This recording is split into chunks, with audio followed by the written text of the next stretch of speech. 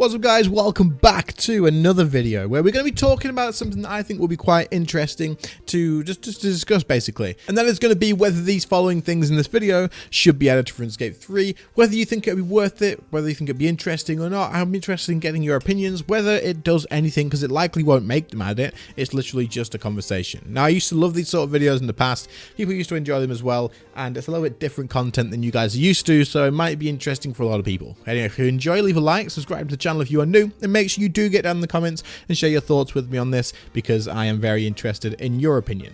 Anyway, let's go.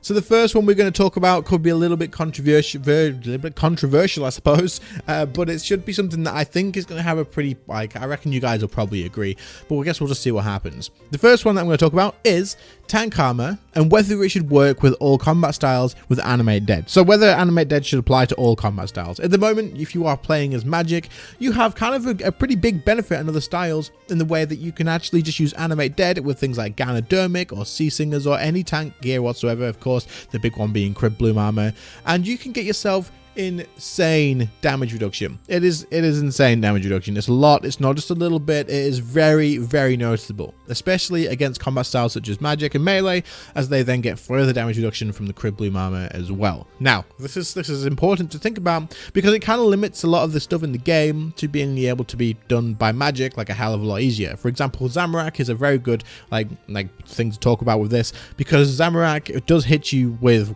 all three combat styles, but at the same time, having Crib Bloom armor and Animate Dead on Magic makes this fight so much easier than if you were trying to use anything like ranged or melee, because it just hits so freaking hard. People pushing higher rages are pretty much all using the Crib Bloom armor and using Animate Dead, and they are using Hellhounds and stacking up their damage reduction, and it is pretty much a Magic locked boss at that point of enrage. Obviously early on you can still use range, you can still use melee to push up. Some people are probably using range and melee at 1000%, all that sort of stuff, but they are the exception and not the rule. For example, most people would suggest for an average player to get Crib Bloom and come here, because it's not something that you're going to be doing in a ranged or melee armor set for people who are just an average player. For you guys that are doing that, you guys are probably much more experienced in combat than other people are, and in PvM, and you're probably incredibly like way ahead in the skill curve. So, but it's important to take count that there's a lot of things in the game that are restricted or made, not restricted, but made a lot easier if you do have access to this armor.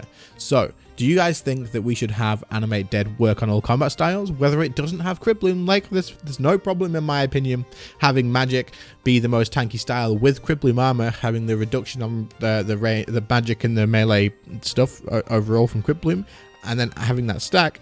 But if you could have the other combat styles also use tank gear and Animate Dead, they wouldn't have the extra bonus Magic resistance or all that sort of stuff, but they would have a decent like little bit of tank added to it to be able to go through, you know, and actually push through the content that does require this. Like Zook is so much easier in Magic, Zamorak so much easier in Magic. In my opinion, Karapak in hard mode is so much easier in Magic as well, and that's purely because of the Crib Bloom armor. You can do it in all the other combat styles, but it's just, there's just a big difference. What are your guys' feelings on this? I would personally love to actually see range and melee get tank gear that does get affected by Animate Dead.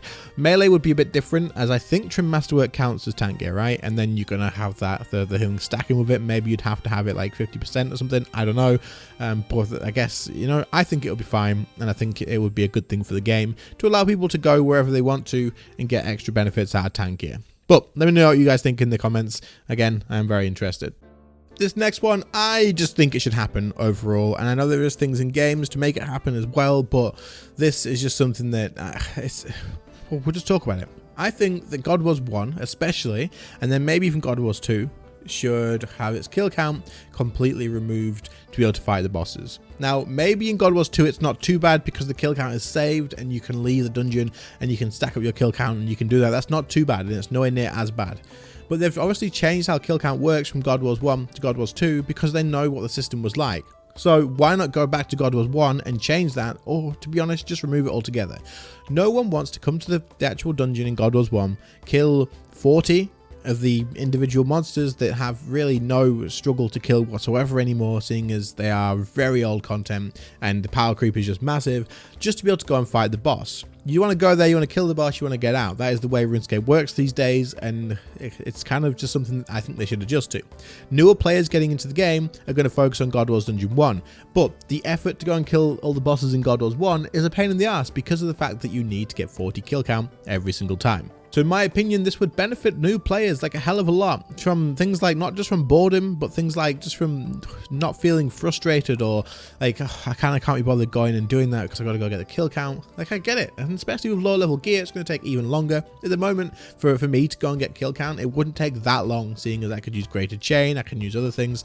And I know that high level players also have access to the totem from Anachronia, which will also make this it removes the kill count needed. Now, newer players aren't going to have this, but they are going to want to kill God Wars 1. Most players killing God Wars 1 probably won't have this unless they are just people going for log or getting specific like AFK money making stuff or whatever like that. But the newer players that this is focused on, the people that are coming into the game and wanting to get into bossing, are going to be starting at God Wars Dungeon 1. They're going to have to get kill count every time they go. Then when they teleport out after 5 kills, they have to get kill count again, and it's just not appealing in the slightest. Personally, I think they should just either remove the kill count or make it down to like 10, maybe 10 kills or something that's nice and quick for them to do.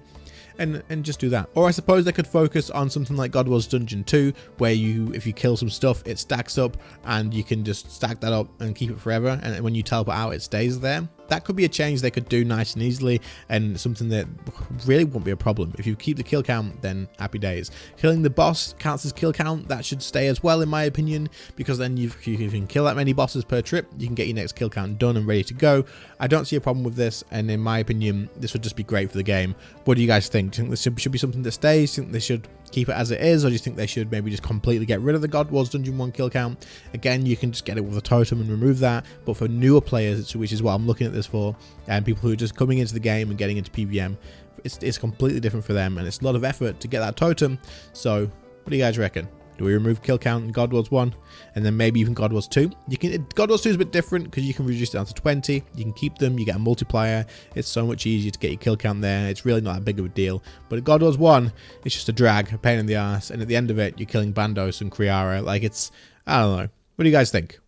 This next one is nothing really compared to what the other two were. It's just something that I personally would love to see and think would be a nice addition for all you people that love to sit around and bank stand and not really do much. You're just sort of chilling, but you just want to come on, you want to socialize with your clan, you want to talk to your friends, you want to meet new people or whatever. Treat RuneScape a bit like a dating site. It's not a dating site, guys. But this would be quite a cool addition, in my opinion, in many different ways, as well as learning PVM and such. And that would be to have a spectate mode on bosses. Whether you can just right-click your friends in the friend list and spectate them if they're in an instance, or you have to go to the instance and press spectate and type the name in and then spectate them from there. I think this would be an incredibly cool little addition to the game, just so you can actually watch people doing PVM, and then maybe they could even go a bit further and have abilities come up on screen as they are actually pressing different abilities. So you could show what the player that was doing the boss was doing for abilities at what timing, and then maybe you could even have a separate bit for the boss showing what their special attacks are doing and when their auto attacks are firing and stuff like that. So you would have one on one side, which is the player that you're watching, your friend, and then one on the other side, which is a boss, and then you can see like it's saying that it racks you, for example, you see that it was a ranged attack, then a melee attack, then a ranged attack, and then it's going to be the tailspin, and then it's going to be like so it helps you watch and understand what the fight is, and it also helps you learn. But not only that, it's just a cool way to pass the time, in my opinion. I would happily, if I'm just chilling, don't have long enough to play and do a full hour or something, but I want to just hop on and just chill out, spectate one of my friends doing a boss, as long as they have the setting on, of course. Like, they have to have it enabled so people can watch them, because some people won't want to be watched, of course. But if you have that on, then you can set it's like friends only or something, then people can just watch you and spectate you and see what you're doing in the boss fight. I would absolutely love this. I think it would be great at Zamorak, especially if you're waiting for someone. If you're going to go PVM with them in 20 minutes, they're just finishing up Aura or they're finishing up in a different group, you can just watch them through that and see what's going on. Give you something entertaining to do. Now, you could just say, but in it, why don't you just do some skilling and stop wasting XP? Well, I just don't really care about XP at this point. I'm maxed. I've got to the point where I want to get with skills, and there's just nothing else I want to do. I would love this. Things like League of Legends have this, so you can watch your friends. Things like Dota 2, other games like that. And personally, I just think it would be a really cool addition to have a spectate mode in like an MMO in RuneScape, watching just instances, and then that way you can watch someone doing telos. You can see what they're doing with that, rather than having to screen screen share to Discord or something along those lines, I think this would be a really cool addition. And just have it so that you can free cam around. So when you right click on your compass and press free cam, you can fly around like a little camera. It's a free camera. You can do whatever you want with it. Just let the spectate mode be this. Just as soon as you press spectate, it loads you into their instance, but as a free camera, and you can just fly around, watch them doing it, and their abilities come up on screen. Of course, anything else like that would be incredibly cool to me. Show their inventory maybe with a keybind or anything like that. And I just think this would be badass. Personally, I think it would be badass. What do you guys think? Would you be down for a spectate mode? There's one more thing that I want to talk about, and then we'll call the video there. Alright, so the final thing that I want to just mention and see what you guys think about this is an in-game voice chat, like a voice over IP thing, whatever they want to do with it. You could have your friends chat, so you join as a friends chat, and then you have a separate option for people with voice chat on. Now, you would have to probably limit this to having so many people on, or maybe you could, I don't know, there'll be a little separate little room to do it with or whatever, a different setting, and you could do it in groups and stuff, but not just be able to have like a public talk to anybody all the time, turn your microphone on and be able to talk to everybody. You have to get into a friends chat, you have to maybe have like a little pin code or whatever, then you can set up and you can talk about it, and this way no one has to join Discord, no one has to do anything like Skype. Do people even use Skype anymore? It's pretty much just Discord, right? But no one has to get into like a Discord server because you can't link in game anyway, and you can have like actual conversations with people normally when you're PVMing with randoms and stuff just by joining friends chats or like a specific voice chat or something like that, and it'd be nice and easy. I think this would be really cool in my opinion. Well, the reason being is I think from a content creator's point of view, this could be very interesting because you can get people into things to get a live reaction out of them, and when you're giving them money away or like doing little things or like little surprise things or whatever, you could get actual genuine reactions from people rather than just seeing them type thanks. And this would be really cool in my opinion. I'd like this. I think it would be great for content, and I think it would also be great for other players wanting to get into PVM. You could you can explain stuff better on the fly. You could explain stuff straight away. A lot of people are hesitant to get into a Discord server or a different Discord call with somebody, but maybe it'd be easier to just get someone into a voice chat in game, as long as there wasn't a massive delay.